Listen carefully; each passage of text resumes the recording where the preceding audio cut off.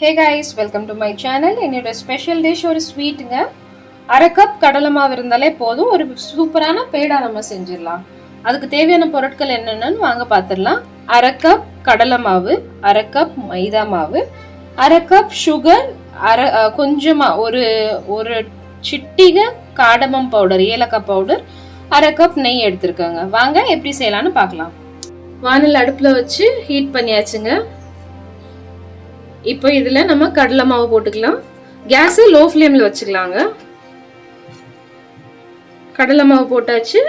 இப்போ இதுல மைதா மாவையும் போட்டுடலாங்க. இது ரெண்டையும் போட்டு நல்லா வறுக்கணுங்க. கொஞ்சம் வாசனை நல்லா வர்ற வரைக்கும் நம்ம வறுக்கணும். இது நல்லா வறுத்து எடுத்துட்டு நான் அடுத்து உங்களுக்கு என்ன செய்யணும்னு நான் சொல்றேன். இப்போ வறுத்து எடுத்துக்கலாம் ஃபர்ஸ்ட்.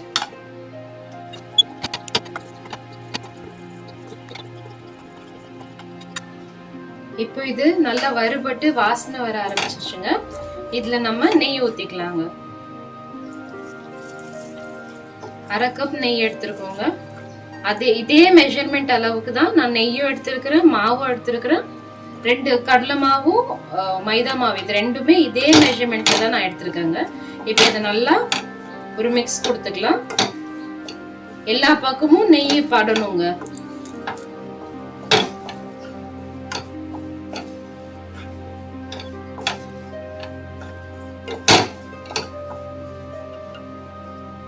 நல்லா நெய் விட்டாச்சுங்க.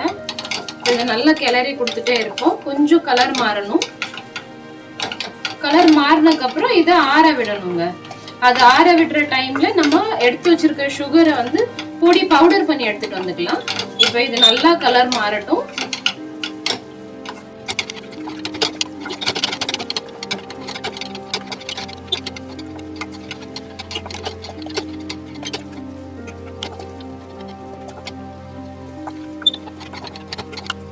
கலர் நல்லா மாறிடுச்சுங்க. இப்போ இதை ஆற விட்டுறலாம். கேஸ் ஆஃப் பண்ணிட்டு இதுக்கப்புறம் நம்ம வந்து பொடிச்சு எடுத்துட்டு வந்துக்கலாம் சுகரை. இப்போ சுகரை பொடிச்சு எடுத்துட்டு வந்துக்கலாம். இப்போ இந்த கடலை மாவு மைதா மாவும் போட்ட மிக்சர் நல்லா ஆறிட்டு பாருங்க, நல்லா கெட்டியாகவும் ஆயிட்டு. இதுல நம்ம அந்த சுகர் ஆட் பண்ணிக்கலாம். கொஞ்சம் கொஞ்சமா ஆட் பண்ணுங்க. உங்களுக்கு எவ்வளோ இனிப்பு தேவையோ அதுக்கு தக்கன ஆட் பண்ணுங்க. நான் எனக்கு கம்மியாக தான் ஆட் பண்றேன், ஏன்னா திகட்டிடக்கூடாதுல, அதனால. அப்புறம் ஏலக்காய் பவுடர் ஆட் பண்ணிக்கலாம். இப்போ இதை நல்லா மிக்ஸ் பண்ணிக்கலாம். இப்போ இதில் நான் கை விட்டு மிக்ஸ் பண்றேன்.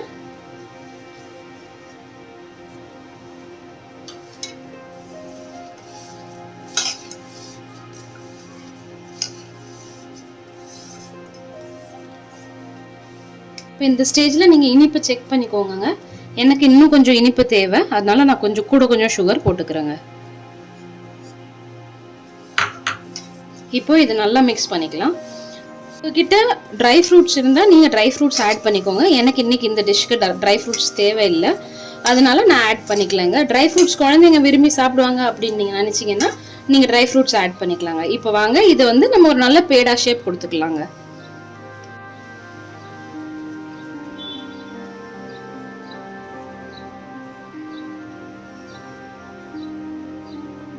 இதை நல்ல ஒரு பேடா ஷேப் கொடுத்து நம்ம ஒரு இதில் தனியாக எடுத்து வச்சுக்கலாங்க. ஒரு பிளேட்டில் நல்லா இந்த மாதிரி பேடா ஷேப்பில் உருட்டி எடுத்துக்கலாங்க.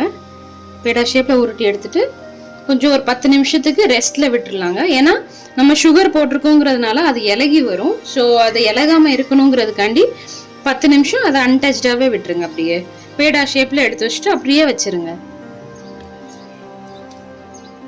இதே மாதிரி எல்லா உருண்டையும் பிசைஞ்சு எடுத்துக்கலாங்க.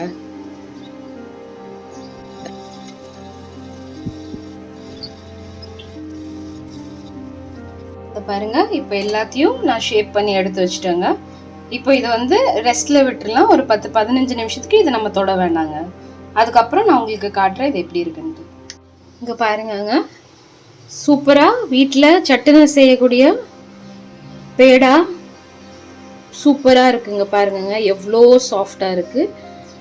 உங்களுக்கே தெரியும்னு நினைக்கிறேன் இது எவ்வளோ சாஃப்டாக இருக்குது. நீங்கள் பாருங்கள், வெறும் கடலை மாவும் மைதா மாவும் வச்சு இந்த மாதிரி ஒரு பேடா சூப்பரான டேஸ்டியான பேடாங்க. குழந்தைங்களுக்கு ஸ்கூலுக்கு ஸ்நாக்ஸ்க்கு நீங்கள் கொடுத்து விட்டுக்கலாம்.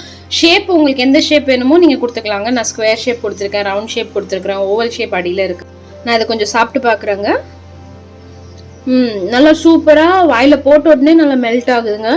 செம்ம டேஸ்டியான ஸ்நாக்கு, பேடா ஸ்வீட்டு குழந்தைங்களுக்கு ரொம்ப பிடிக்குங்க. ட்ரை பண்ணி பாருங்க. இந்த டிஷ் உங்களுக்கு பிடிச்சிருந்தா do like, share and subscribe to my channel. ஒருவேளை நீங்கள் இதை ட்ரை பண்ணியிருந்தீங்கன்னா ப்ளீஸ் கமெண்ட்ஸில் சொல்லுங்கள், கொஞ்சம் ஹாப்பியாக இருக்கும். தேங்க்யூ ஃபார் வாட்சிங்.